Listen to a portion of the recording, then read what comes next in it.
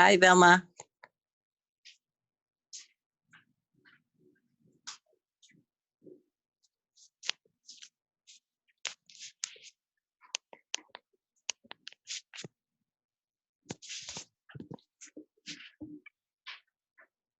Sino ba ito?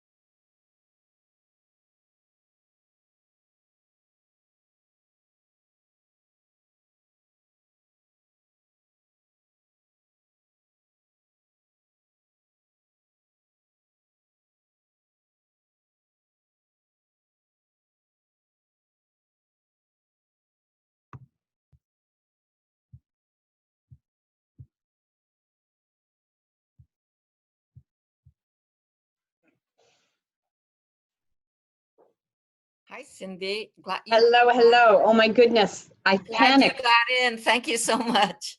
Are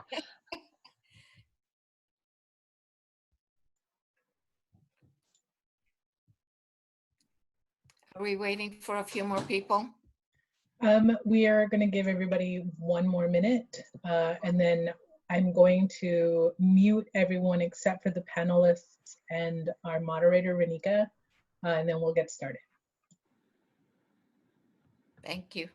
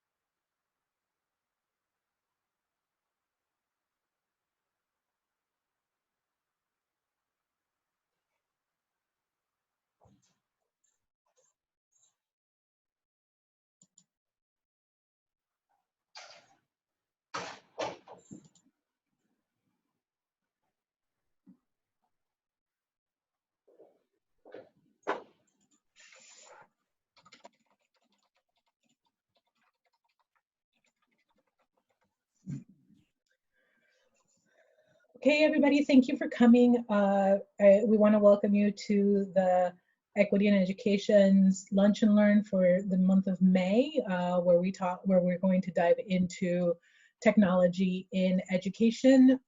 We have an amazing set of panelists for you today. A couple of Zoom keeping things to think about. If you are in need of closed captioning or live transcription, please check the chat box.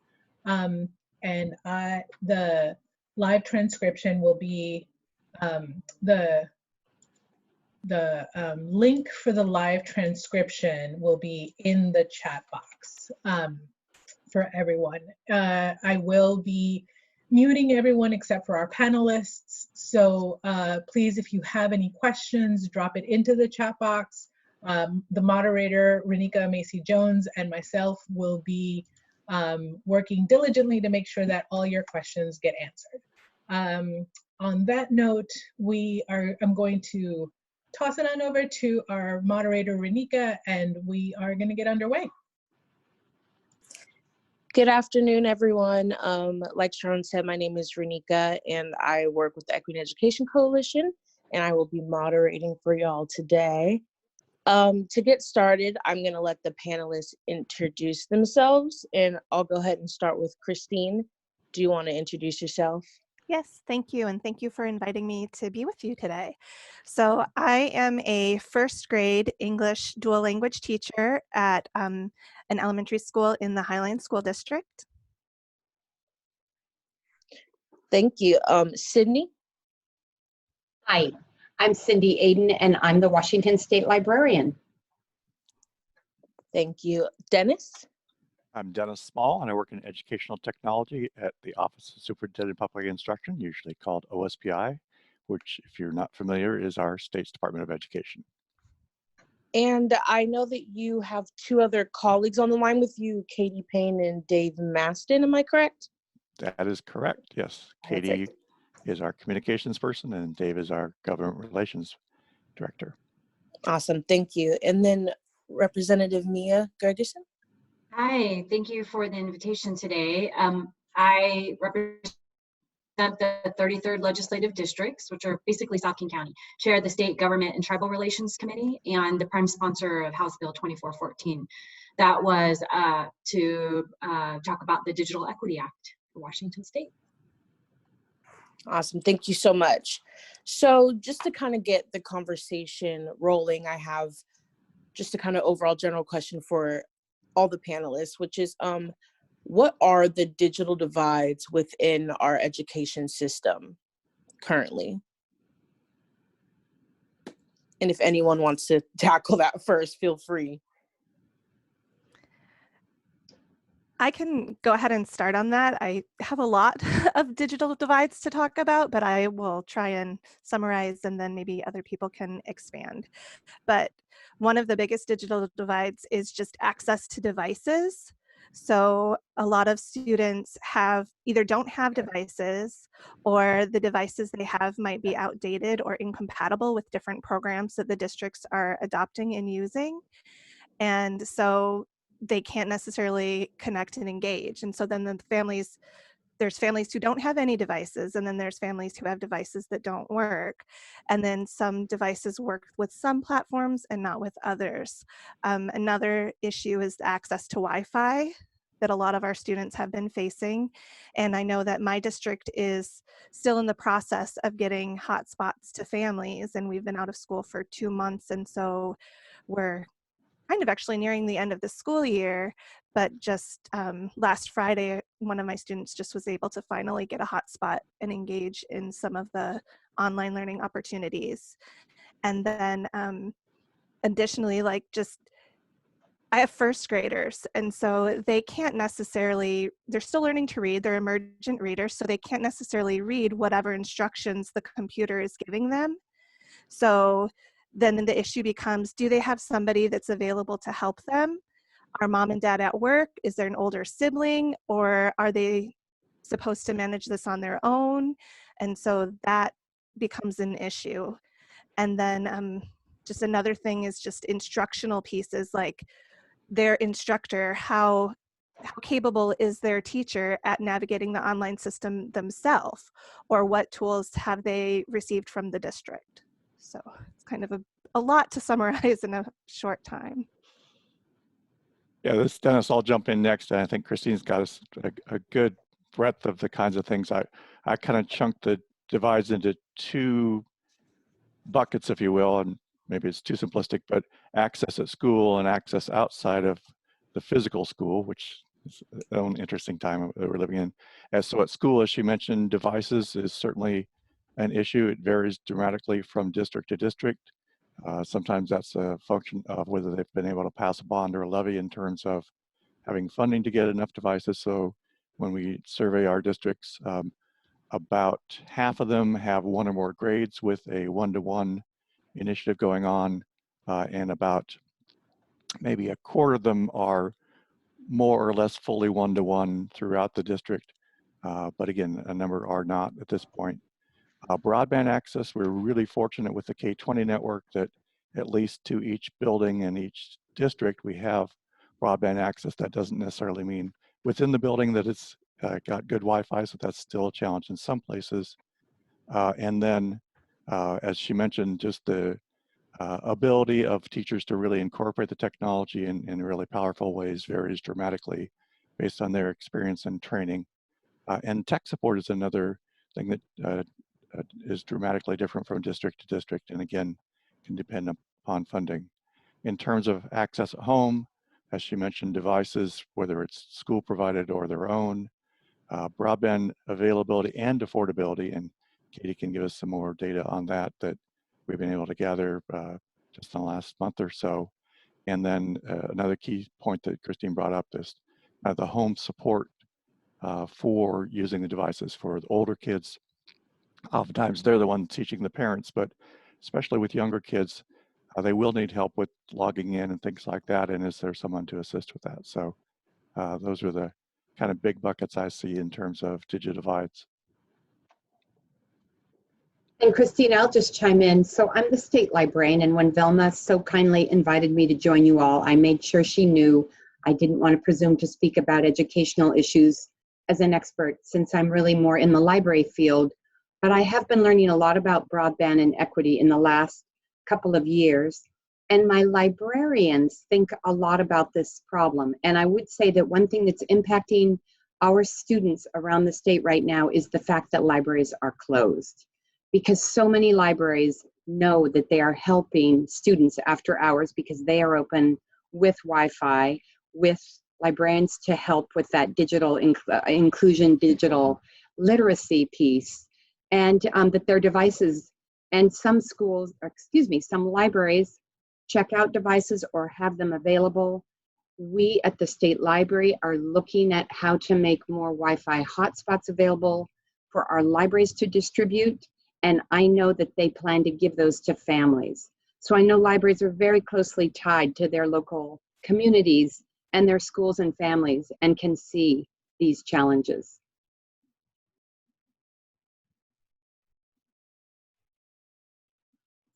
Thank you. Mia, did you have anything you wanted to add on to that? I guess for me, the only thing I can really add, I'm trying to think of things to add to the conversation. One is subscription rates. We know that subscription rates at home are very similar in percentages of those of income. So the lower the income, the less likely you are to subscribe at home.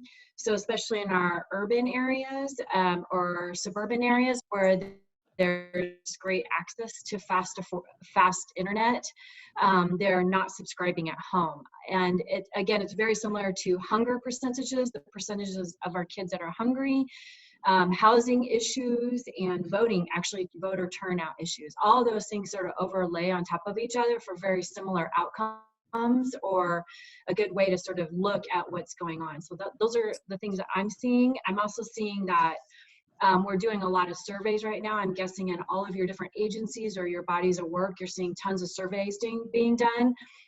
We see that at the state level, we don't have an enterprise-wide Esri type of platform for taking in surveys. And I'm not saying that's the perfect platform. What I'm saying is that we have to figure out how to do these surveys in a similar format so we can start to overlay them and help us to tell the story depending on the different sectors that we represent.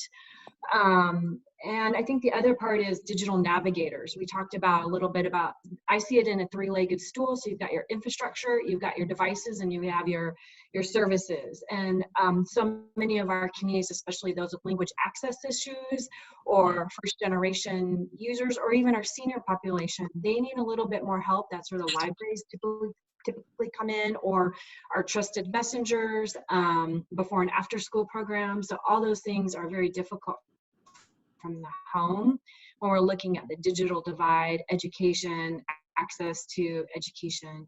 And then of course, if we're talking about K through 12, I suppose we're also talking about our community technical colleges, also because we have so many Running Start students. So something to think about. And just to add on to what Mia Gregerson said, some of the families, like, two things to add on. Number one, like, to get the internet, it's really only for a limited period of time that they were offering it for free, but then you also had to have a credit card, and you had to not have an account that was perhaps maybe not in good standing, otherwise you weren't eligible for it. And so a lot of our families, it's just not something that would be sustainable for them to access internet that way, just because, I mean, if you're thinking about, do I want internet or do I want to feed my kids, you're going to want to feed your kids. Yeah. So, but then the other point that she had made was just parents accessing and knowing how to use the programs. And then I've had to go and do some home visits to try and guide families through the process, because it's a hard process to do. And then you have Seesaw that has its own platform, and then there's Google Classroom, and then just how to put Zoom on the computer so they can come to the class meetings. And then, like, one of our families had never used a computer at all. They didn't know how to use a touch screen, a touchpad, and just basic how to access these technology resources. Thank you for that. So that kind of brings me into my next question, and I've added a little bit more onto this from the chat, which was, you know, now that we know that there are all these digital divides, what is being done about them? And Samantha Fogg from the chat had mentioned that, you know, another access issue would be related to special education. Some students have disabilities that impact their ability to use devices.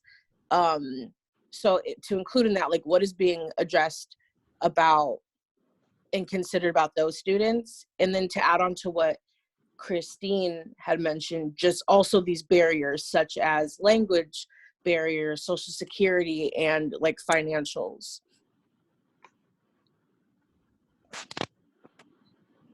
So I can speak about my district was giving devices to each family. I know that my school passed out every single Chromebook that we have. There are no more Chromebooks in the school. So they actually ended up, I think, having to take some from the middle schools for some families that weren't able to get one, because we don't have a 1-to-1 ratio at my school. And then slowly families that need hotspots are getting hotspots. So we still have some families that don't quite have them yet, but we're working on that. And then as far as getting families connected, I think it's kind of how diligent are the teachers, or how are they even able to do that? And so I know, like, some of my families, if I didn't go and do a home visit, they wouldn't be able to do it. And so I went and did home visits because that's what they needed to be successful. So that's one of the things that we're doing, just kind of on the ground level from the teachers.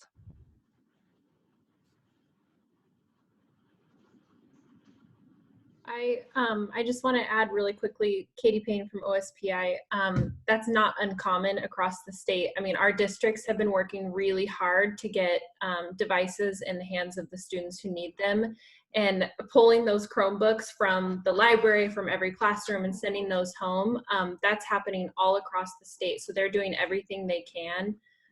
And a lot of districts have been buying hotspots, handing those out to families who need them. And then they're facing this challenge of there not being hotspots to buy. So that's one of the issues that we are encountering and trying to work through at the state level. But they are working really hard and being very creative, including home visits and taking all of the computers out of every office building that they can get them from and getting them home with students.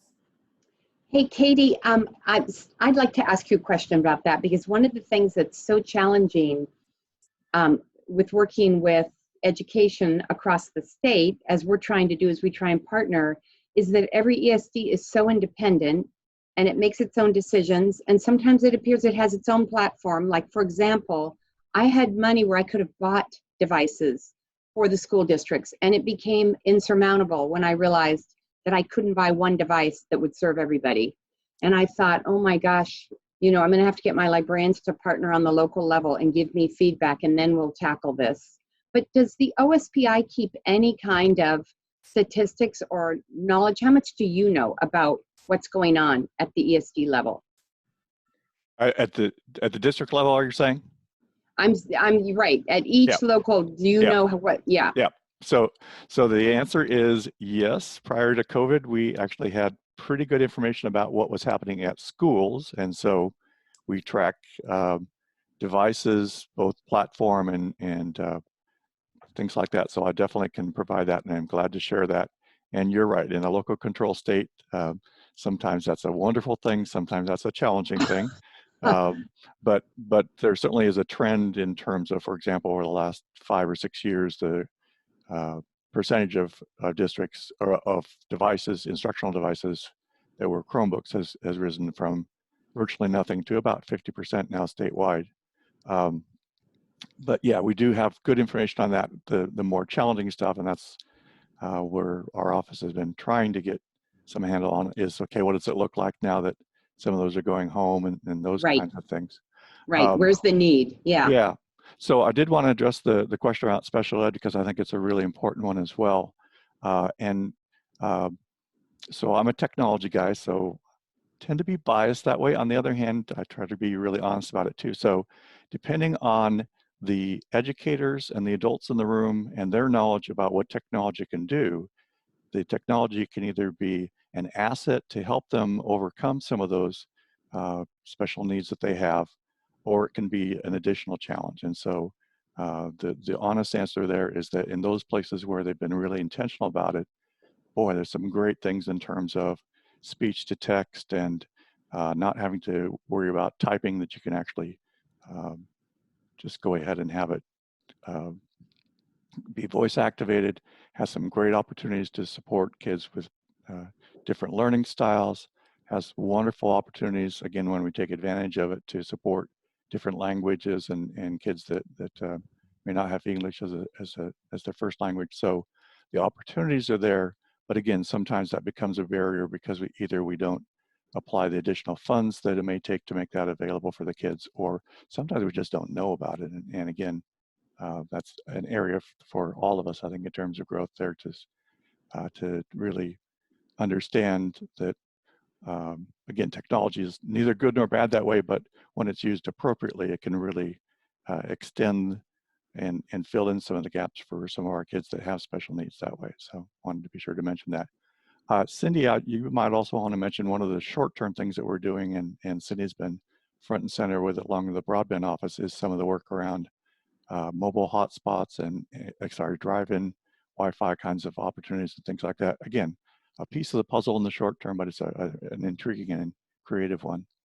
It's true. Dennis and I have been part of a cohort under the Office of Broadband. The state has a new director, a new Office of Broadband, and a director of that office. And that director is very determined to do something meaningful, at least short term, to make sure that there is access. And what he did was he took a map of all the free and reduced lunches across the state, and he overlaid that with what he knew about school and library locations. And that was his starting point to making sure that there were parking lots, at least in areas, especially rural areas, where people are more likely to have a car or to need to drive someplace, that could support Wi-Fi.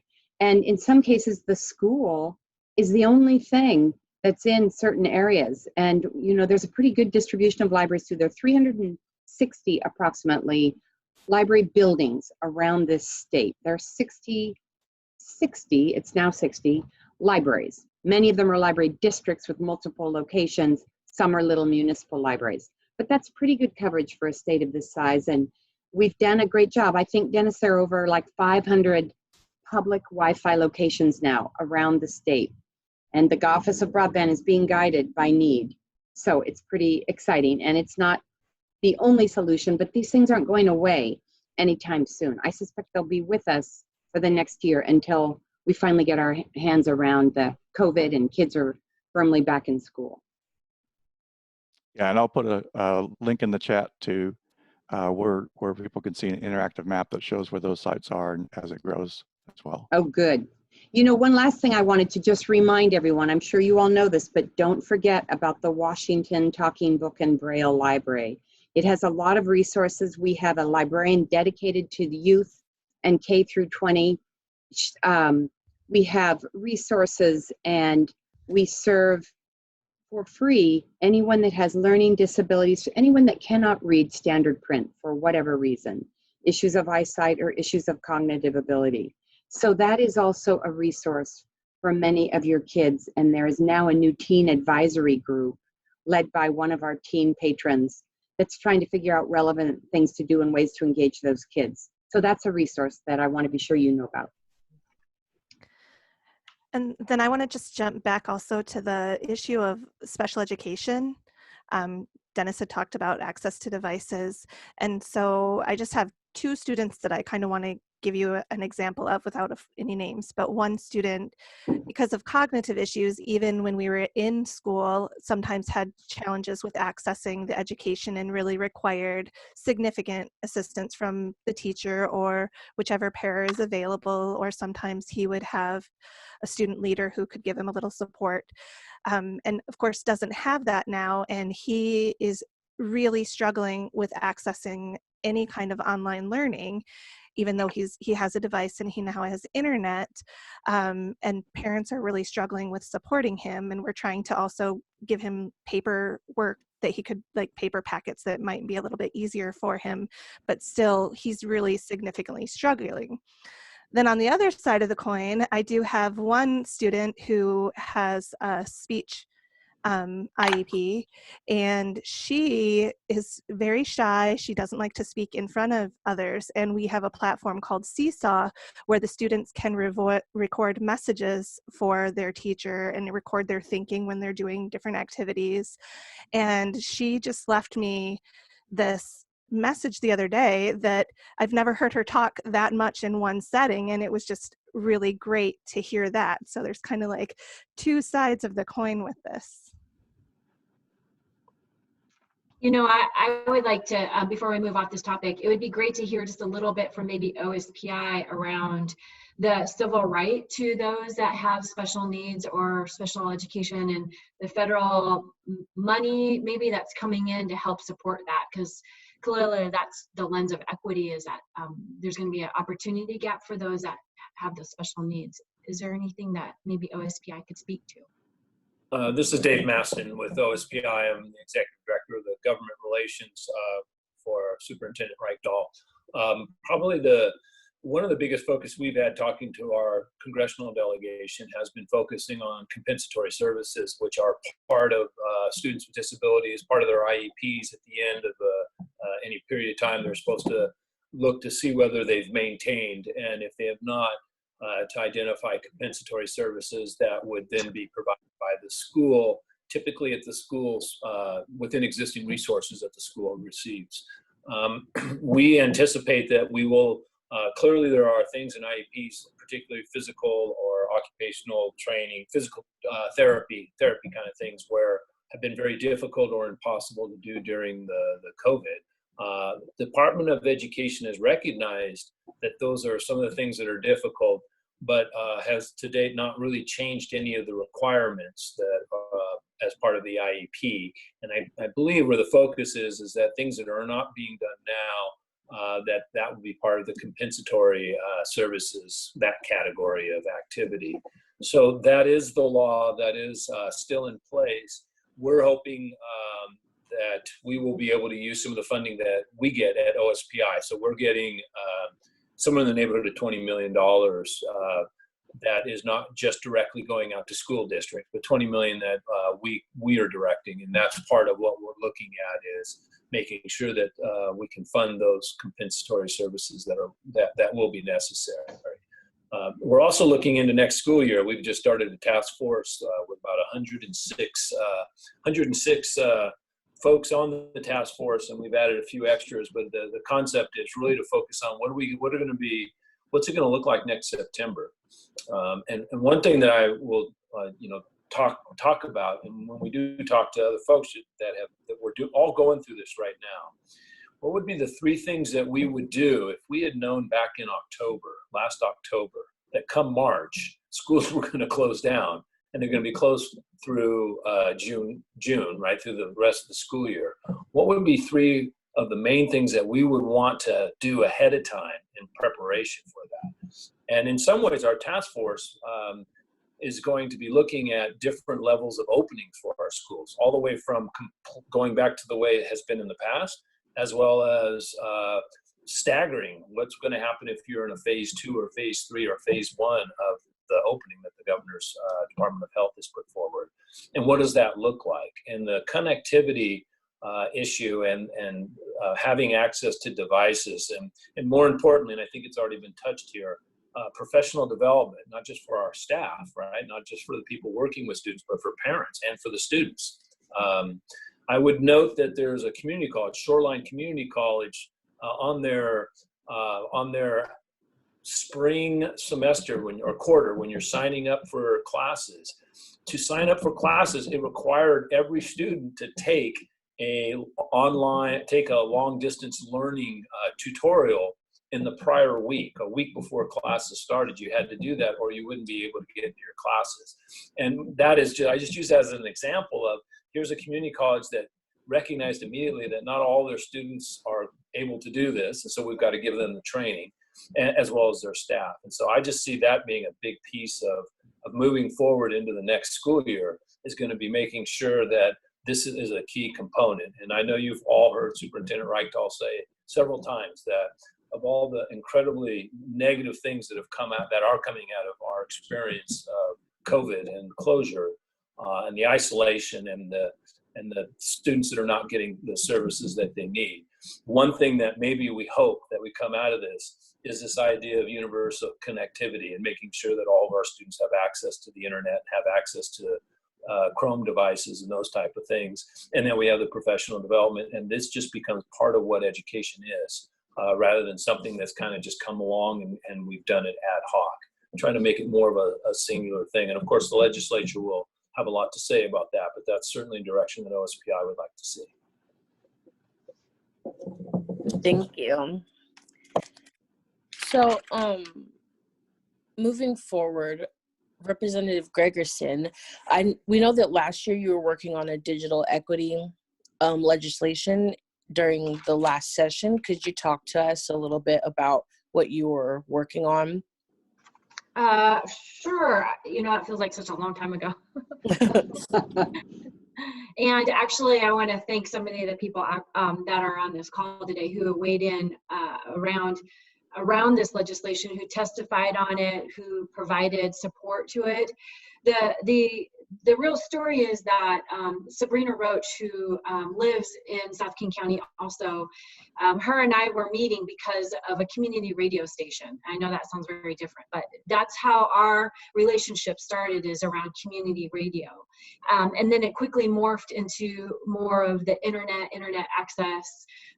And then sessions started. And as I try to start my conversation with a lot of people, is if you could have anything, what is it that you would do? And she automatically said that Senator Murray's Digital Equity Act would be something that we should take a look at for Washington State. So you'll see the first rendition of House Bill 2414 is a first crack at what that would look like for Washington State. Now, there's a striker, and that's why it took so long for it to get out of the ITED committee, was because we really wanted to put that time into making the bill look better in a way that put a good step forward in trying to create something that would create digital equity, that three-legged stool that I kind of started off by talking about. And really what it was, right, is defining equity, whether it's literacy, device, broadband, speed.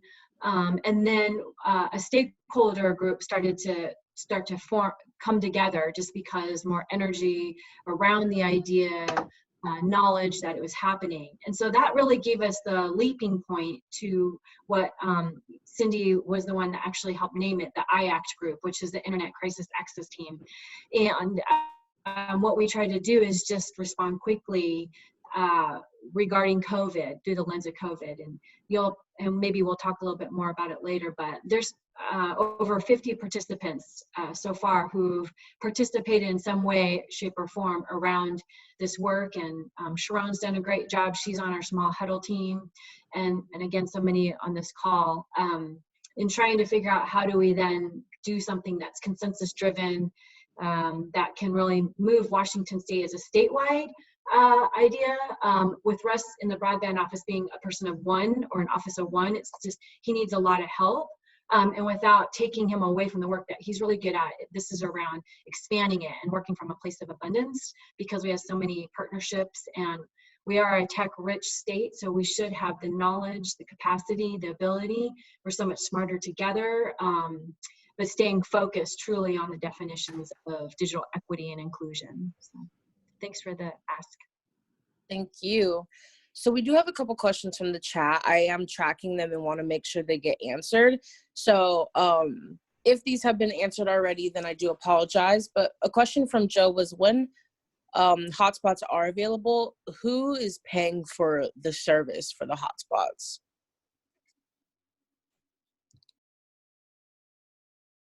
That's a complicated answer, but Dennis and I are working on a plan to try and get our hands on some. I will tell you that state libraries got CARES money, and I got money, and I'm trying to put some of it, most of it, towards hotspots. And if I'm successful, the state library will be paying for the first year of that hotspot, and then the libraries and the library districts will probably have to take over from there, unless we decide that there's so much better leverage when the state negotiates the deal than when individual library districts do, that we should continue to foot the bill and figure out how to do that. But it'll be federal money. That's the long answer. This is Dave Maston. So mimicking that in the school setting, Superintendent Reichdahl has, we've been talking to a lot of internet providers. We know that some are providing some, looking to provide some internet access for free to families in the short run. We are also looking at our CARES funding, the $20 million, and going, hey, look, if we can get that started, then we can step in as a state education institution and pay for that internet access.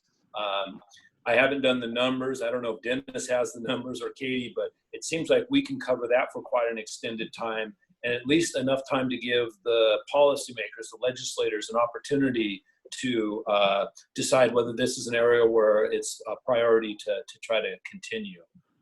And so this is an area that's been pretty, Superintendent Reichdahl's been working quite a bit with a lot of other folks to move forward on this, and it looks like there'll be some, it looks like that's where we'll end up. Gosh, you guys got 20 million. The state library got 688K. So so we're not going to be able to have the same reach, but together, it sounds like we can try and address this. Yeah, same program, same process, same ideas. Yeah, that's great. And I guess I'd like to just add to that also that if we're really talking about extended learning from your home, Betty Buckley from, I'm trying to figure out what WTIA stands for. It's Washington Independent Telecommunications Association, Mia. I just learned that. Good. Okay, so I told you we're smart.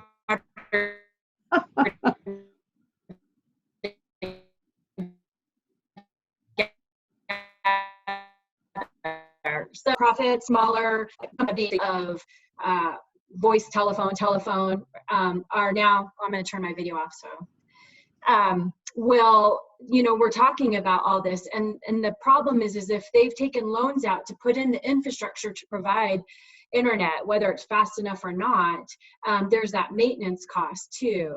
So those are all the other layers of Wi-Fi spots.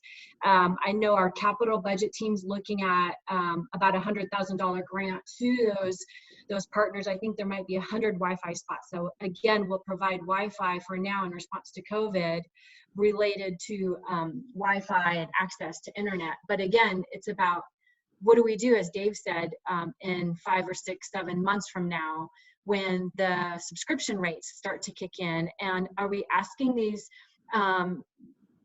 companies to eat the cost? And that's not really a sustainable way to do this. So while there's a push-pull between the private ISP and, you know, the complicated relationships between PUDs and the technology companies, like that is something I believe that, as I talked about this IAC team, that we can try to work our way through.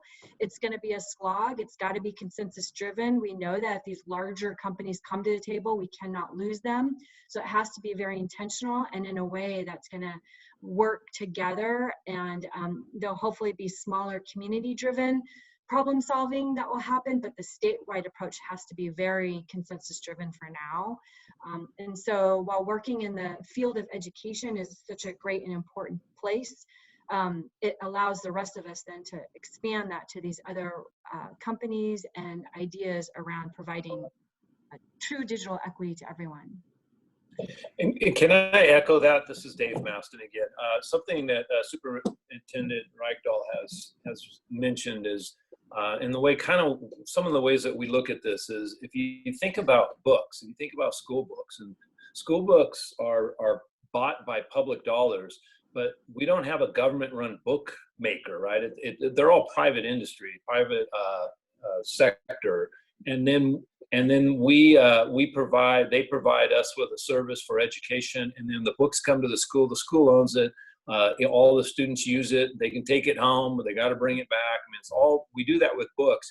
Maybe it's time that we just say, okay, well, internet access is the same thing. It's the same as that, and what we need to do is figure out how we're going to make sure that in the short term, I actually think we've got pretty good answers right now, because we do have some funding from the feds, and we do have a serious commitment, obviously, from the state library as well as from OSPI with that funding. So I think in the short term, we've got a good first couple of steps. It's just the long-term piece, and how are we going to change the way we think about connectivity? Is it just something that's great to have, and some people have it more than others? Or is this something that we're saying, this is foundational for everyone, and it needs to be a part of our education system for all students, not just those that have access to it? And so that's kind of where we're trying to move the discussion. Thank you. So a question that we have from Chen Chen and also Representative Gregerson is, is there community representation, as in family, students, especially those from POC communities, on the task force that's weighing in on next school year?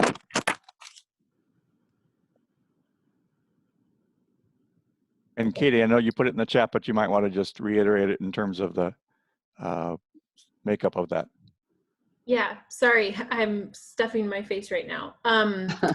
I did put in the chat the list of the work group members.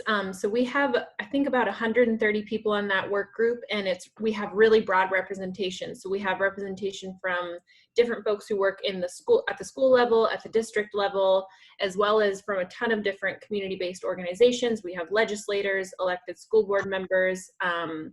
We have, gosh, it just fell out of my head. What was the other thing I was going to say? Other state agencies, as well as some students, some people from our advisory groups that are in state law. So we have parents that are on those advisory groups, parents that were recommended by the state PTA. It is truly a huge work group with very broad representation. We have people from the ethnic commissions. Yeah, so that list that I put in the chat, it shows their organization and who recommended them. So the process for selecting the members that we used was, we reached out to each organization and we said, can you send us 1 or 2 or 3 names from your organization of who you think would be good for this work group? So aside, this is Velma, aside from the commissioners from the different ethnic commissions, how many people of color do you have in that task force? So I don't know the answer to that of how many people of color. I don't know I if we're, think you should try to get that kind of information because our communities are concerned about that representation.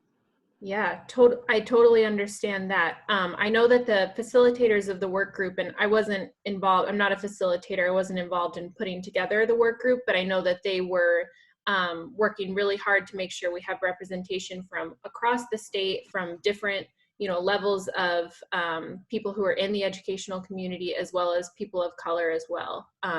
So I know that that was one of their goals for sure. And I think that member list shows the diverse representation, but I don't know how many people of color, but that is something that I will look into. Velma, to answer your question, from what I saw when I was on the Zoom on this week, it was about a dozen-ish, knowing that not everybody had their camera on. So Wait, a dozen out of 100 and so? yeah, Oh no, that's a problem. if we're not including the folks that were part of the commissions, yeah, that's about it. Again, not everybody had their camera on, so I'm not going to assume what people look like without a camera. But of the people that I know that were on the call, there was about a dozen of us. I think there are more than that, but I don't know. Yeah. Right, like I said, not everybody's camera was on that I know of. There was about a dozen. Yeah, and we'll get, this is Dave Maston again. We'll get that number for you. And again, the way the way the task force, it was self-selected from different organizations, right? And so we'll find out what that number is for everyone here, and we may even get it before this meeting's over because I'm sure Katie has, and I've sent an email in to see if we can get that information quickly. Thank you. Yeah. Thank you. Katie, as we're diving back quickly into the topic of hotspots, I have a question from Catherine. I know that you said that an issue that was a current issue right now was the lack of hotspots. Where exactly are these hotspots coming from? And then should we continue to push for hotspots over broadband, or should it be both? Maybe I can jump in on that one because I think I have some insight on that. So the technology of hotspots is itself, yes, an issue. The supply chain for that has been really messed up because of COVID. A lot of it comes from parts that begin in China. So that certainly is one piece of the puzzle that's an issue, as you might imagine. Demand is really high too. And I think, and I saw it in the chat too, that it's not an either or, but it's an and. So absolutely the hotspots and helping with those who can't afford broadband right now is a part of the temporary next 3 to 6 to 12 months that we don't want to lose sight of because we don't want to have kids fall through the cracks during that time. But yes, the longer term solution is absolutely around broadband access in all areas, and that is a long-term undertaking, a fairly expensive one in some places because of the geography of our state. It took us about 8 years, and hopefully it won't take anywhere near this long these days, but it took us about 8 years from when we started to have some districts on broadband before we were actually able to buy it at any price in a few areas of our state. Literally just 2 years ago, we got the last 2 districts that actually could get broadband. One of them to hold up on the peninsula there, and the other one, Green Mountain, which is up kind of by Mount Adams. So yeah, we absolutely have to keep our eyes both on the short term and making sure that we do all we can to help out with creative things, but then yes, the longer term and the determination it will take really to make sure that we get broadband out to all areas that are not served right now. We have some areas in the state where you can't even get a cell phone signal. So even if you had a hotspot, wouldn't do you any good because there's no way to turn that into Wi-Fi. So both and. And I'd like to weigh in. I've got a 1 o'clock stop, so I've just got a few minutes left on this call, but I've learned something very interesting in the last couple of weeks that some of you may know, but because there's so many people on this call who potentially can weigh in on policy decisions, I just want to be sure we all are aware of this little challenge. And that is that one of the key issues that's going to help us see equitable broadband is in the mapping. And the mapping has traditionally been the responsibility of the FCC. It makes a lot of decisions about where its money goes and who gets service, who could get better service, depending on what it understands about where areas are underserved. And traditionally, that information has been provided by the major telcos. I'm serving this area, or I'm not. And traditionally, it was done with a very broad brush. If a Comcast was serving 3 houses in a census block, that whole census block was considered served. So we know it's flawed. And in March, there was a Broadband Act passed at the federal level that is going to require a different and more granular kind of mapping. But there is a ton, like billions of dollars now, being allocated to solve digital inequity problems. And even though many people at the federal level raised their voices and said, wait a minute, we're not going to do this based on the old map, are we? We got to wait for the new maps, but the new maps aren't ready yet.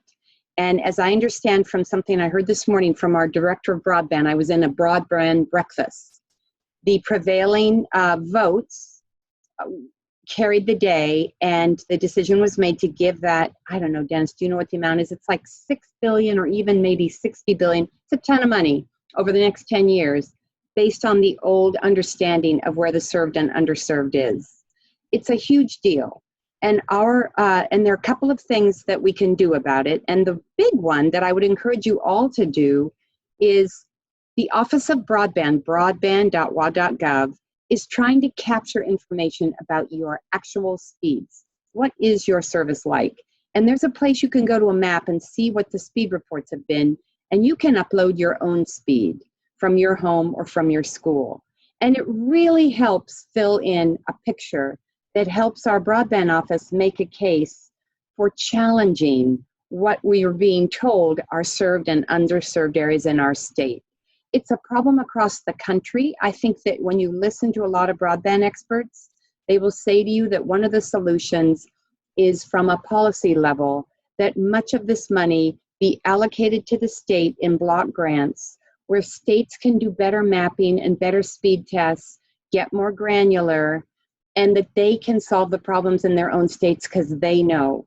This state is unusual. Again, this is all new information, so I'm sharing it all with you. But Washington State is unique in that it's the only state in the country where the public utility districts are allowed to provide broadband service. And that's added an interesting dimension. And some of those PUDs are doing a great job of setting up free Wi-Fi around our state. Pend Oreille, way up in the Northeast, has been doing that. Mason County down in the Shelton area has been doing that. Kitsap, that's another PUD that provides service. I understand it too has been making some free Wi-Fi spots available in their communities. So we have an interesting fabric in this state, but it's interesting to know when you hear people talk about broadband mapping, perk up your ears, because it's a key component to what is understood about served and adequately served. And we've got to all get involved if we want to see that done in a better way. Thank you. And with that, my friends, I'm going to have to leave. Thank you so much, Velma. Thank you for the opportunity to be with this group. Thank you all for how much you care. And I'm so happy to have met this community. And I'll see you again. Thank you so much. Bye-bye. Can I add something? Someone had mentioned a question about whether we want to be pushing hotspots in lieu of broadband. And I don't know a lot about that kind of technology, but I do know that when I've been doing the home visits and families have broadband Wi-Fi versus the hotspots, it's just so much more accessible. compared to the hotspots. So one of the students has a hotspot, and it's a household that has an extended family. So there's grandparents, and then there's aunts and uncle and cousins. And so they're all trying to access learning using this one hotspot for multiple children from multiple families. And we tried to download Zoom. After 20 minutes, I was like, I think you should just drive to the school parking lot and try to download it there, because it still had a lot longer to go. So it's better than nothing, but I don't know that the hotspots would be an equitable or sustainable alternative.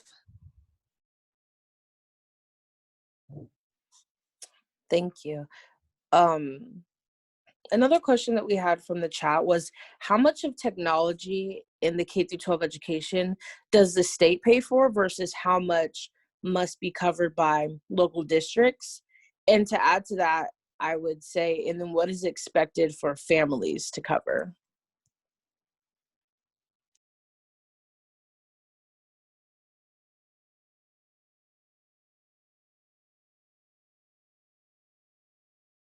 God, don't all of you talk. Dennis, I think that's a question for you too. I'll start it, but I'm sure Dave will have some things to add to it too. So funding in our state is a complicated puzzle. I'll just start with that. The funding for technology is primarily done through the state funds that a district receives. So very little of what they receive from the federal government is earmarked or can be spent on technology.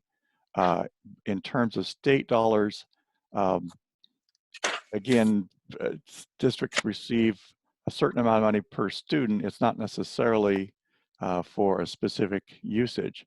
Having said that, there is a formula called MSOC, the Materials, Supplies, and Operating Costs, that drives out money to districts based on several different factors, including technology now. And so there is somewhere in excess of $135. I've got the numbers slightly off there, but it's at least get you in the right ballpark.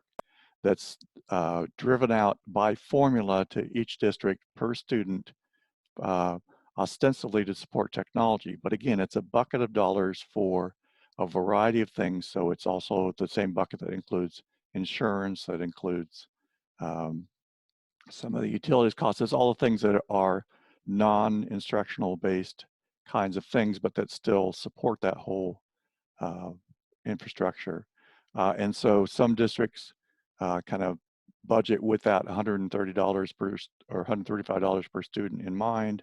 Other ones, there may not be anybody other than the school board that even knows that's coming to in that way. And in many cases, not all, but in many cases, districts have often gone to a bond or a levy to help support technology more fully. And so what we see is not necessarily always based on poverty, but oftentimes related to that disparity between districts that have the ability to pass a bond or levy or not in terms of supporting technology. So yes, the state supplies the funding. Is it really enough is definitely in the eyes of the beholder and a difficult question to answer honestly for you.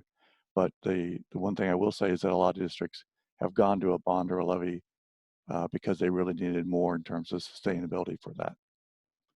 David, did I come pretty close to?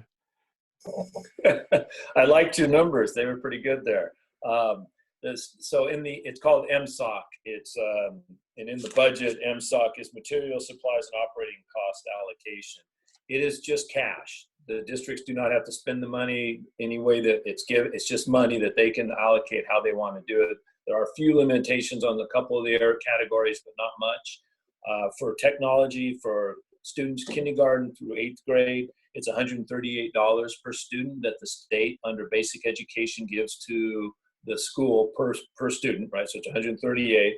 For the high school students, 9 through 12, it adds another $40. So it's $39.70. So for each high school student, you're at 138 plus 40, it's 178. So given that two things, that's not a lot of money. Second thing is it doesn't need to be used for technology, but that's the allocation that it has right now. And of course, local levies are a big part of where schools you get some additional funding for these kinds of things. I also want to just briefly add that districts that receive federal funds, they can use federal funds on technology. And typically, I believe there's a cap on the percentage of those funds that they can use on technology of like 15%. Dennis is nodding, so I think what I'm saying is correct. And I don't know if it was the Department of Ed or someone in the federal government waived that cap for the remainder of this school year. So districts can use those federal funds, more of those than they previously could. So, and the other thing I forgot to mention in terms of funding for technology, because it's kind of a roundabout way, is that there's a thing called the E-rate, which is the education rate, and it's a discount provided for telecommunications for both schools and libraries. It brings in approximately $35 million a year in the way of discounted costs for telecommunications for our districts every year. So that is a substantial part of it, even though that's not technically federal or state funding, but done through the USAC, which is the same entity that helps with funding of rural telecom and things like that. And I'll add one more, not to data dump everyone, but there's another area. So we just talked about the area that says it's MSOC, and it says for technology, $138, but you can spend it different ways. There's also 4 categorical funds that are in basic education: special education, transitional bilingual, English learner program, the LAP, Learning Assistance Program, and then finally I just lost the name of it, the highly capable program.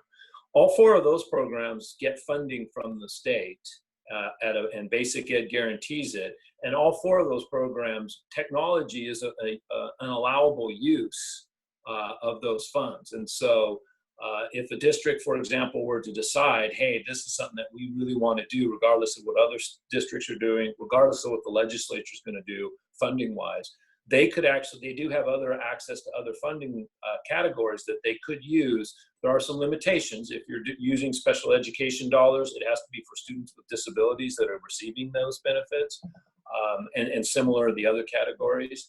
But there is some flexibility. I wouldn't want us to leave thinking that there wasn't some flexibility at the school level to reallocate in this direction. But there's clearly going to be a need for additional funding, in my opinion, if this is going to be something that, as a state, we say this is now part of what we need to do for all our students.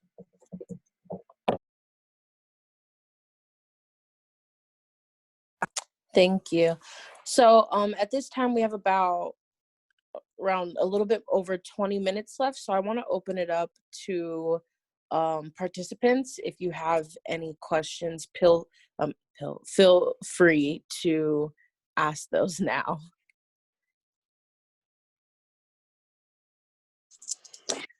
Hi, this is Emma with Agnes. One of the things that I want to make sure is that on that task force, do you have a student participating on that?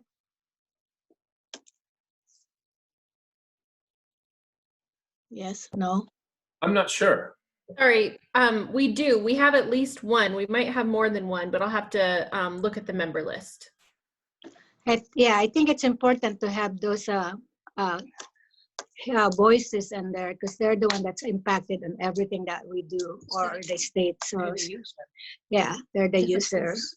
So, and maybe parents, if it could be, because again, I think we need to hear from them that is more impacted than anybody else. Thank you. We have several from PTA, Parent Teacher Association. I'm not sure what the number is. I see 3 on one page, so there may be more. But for communities of color, they don't necessarily become members of the PTA. Yeah, they don't join PTA most of the time because they work 2-3 jobs. But I think it's important for us to understand, especially if they're limited non-English speaking or immigrants or refugees, they're coming from a different perspective and understanding what is the school system here back home is different from here. So I think it will be interesting to just hear what they're thinking about it. Yeah. I can speak to Highline School District too, very similar to the mapping I talked about in the other categories, is the same school, neighborhood schools in those areas don't have PTAs or active PTAs, but the higher the percentage of subscription rates and voting turnout, you're gonna have an active PTA.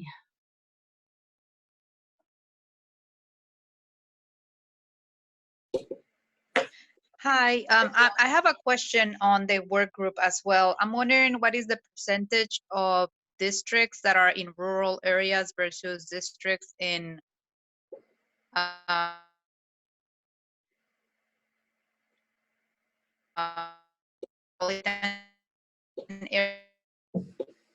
areas? It's only Karina, you're breaking up. Oh, Repeat that. yes. I was wondering what is the percentage of school districts that are in rural areas that are part of the task force?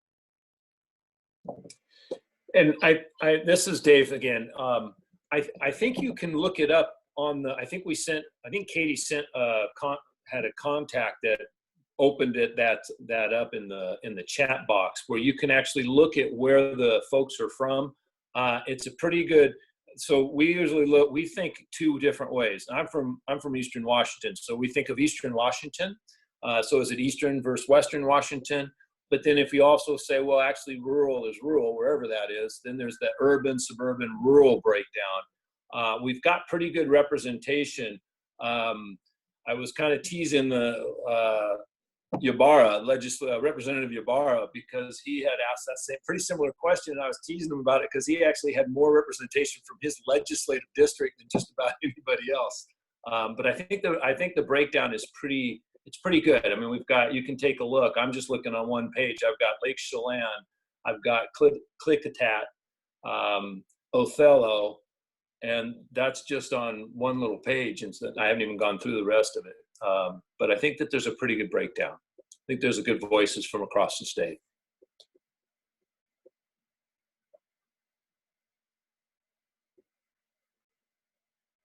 Hi, this is Dave Larson. I was curious, has the state and OSPI ever done a study to determine exactly what it would cost to provide ample technology to all the students in the state? You mentioned the $100 or $138 that MSOC is providing.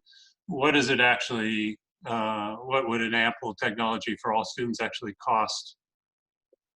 So this is Dennis, and I've been there a long time, so I can probably answer this better than anybody else. We've had a couple of studies over the year in terms of funding for education. The latest one, which I think was concluded around 2008 or 2009, came up with a figure of about $225 per student that would be required at that time. Obviously that has changed somewhat since then, but that at least gives you the right ballpark in terms of at that time. And that was trying to look at not only devices, but also tech support funding and kind of some of the infrastructure costs. Did not include the professional development costs, which would be needed over and above that. And again, it's one of several studies that have been done over the years, looking at kind of full funding for education. And to my knowledge, have never been fully enacted, any of them.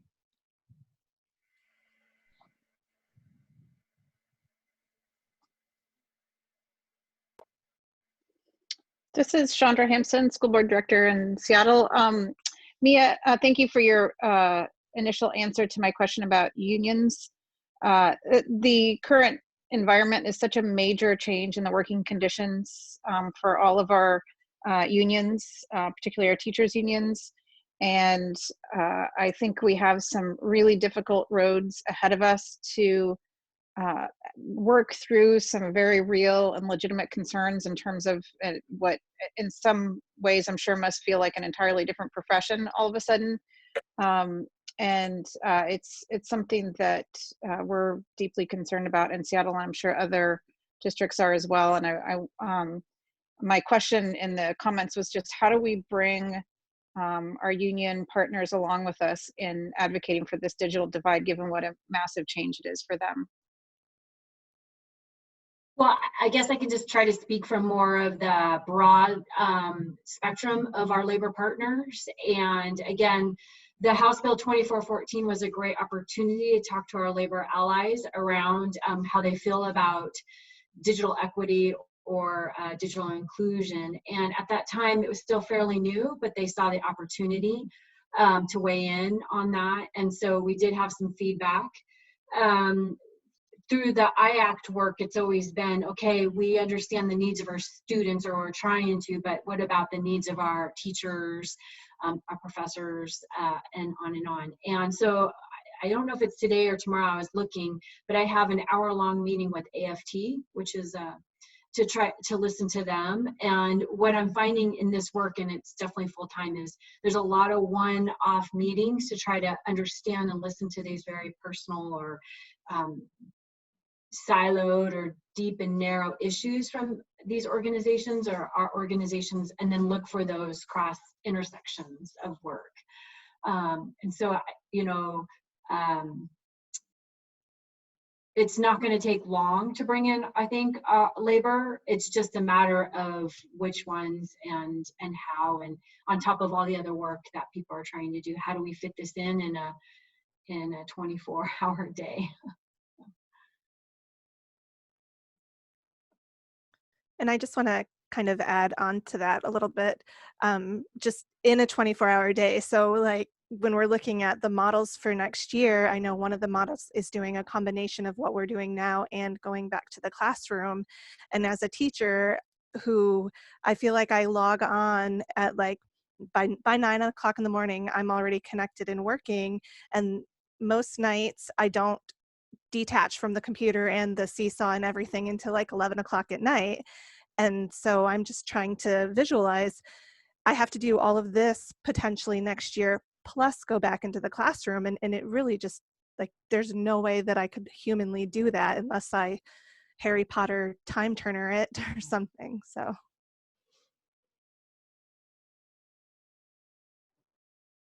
Yeah, and I think those are all questions that we're all having and trying to figure out how to create a new norm and be thoughtful about it.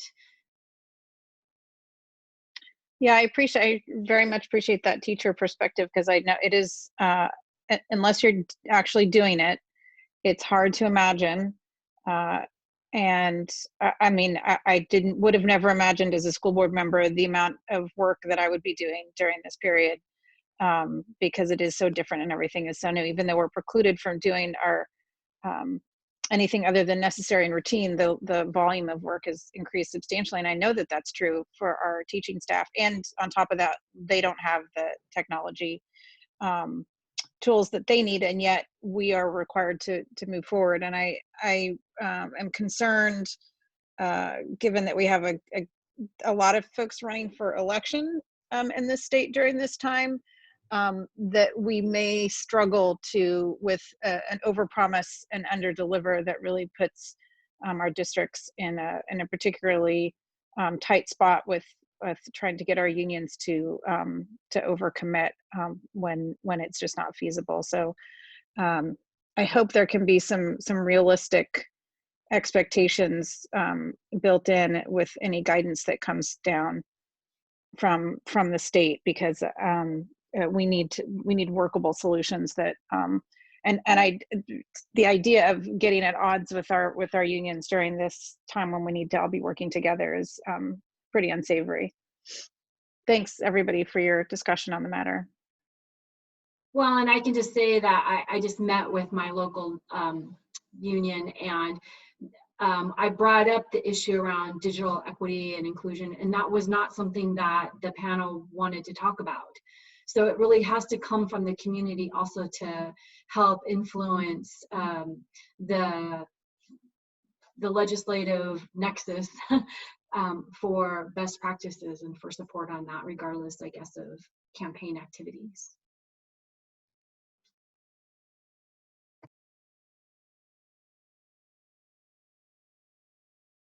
Thank you. Do we have any more questions from participants?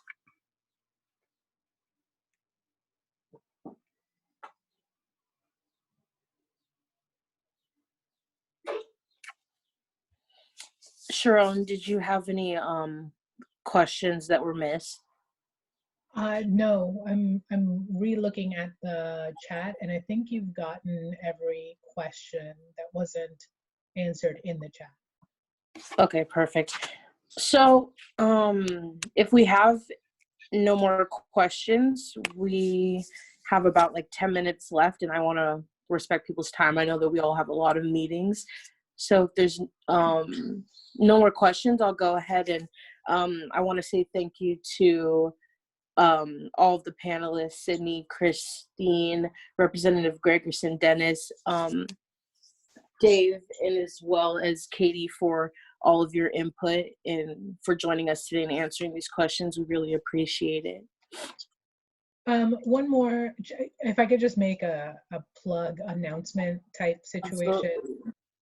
We are going to be hosting Chris Reichel, Superintendent for the state, tomorrow at 3 o'clock, 3 to 4 o'clock.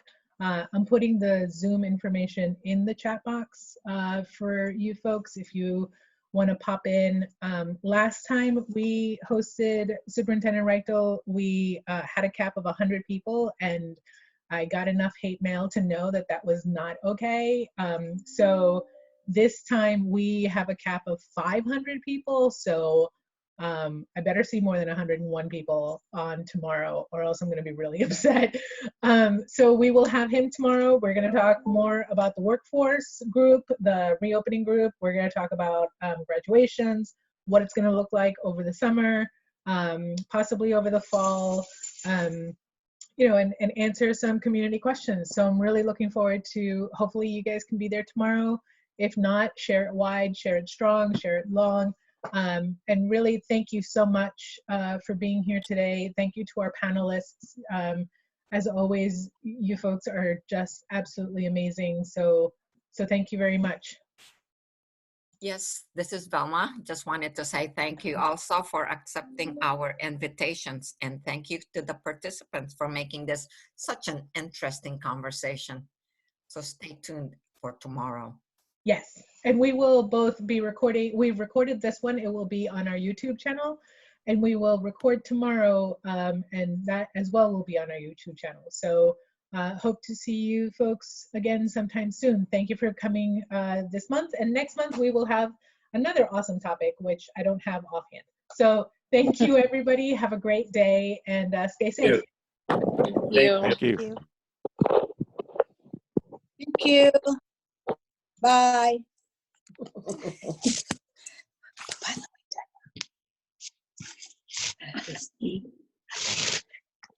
Very fancy.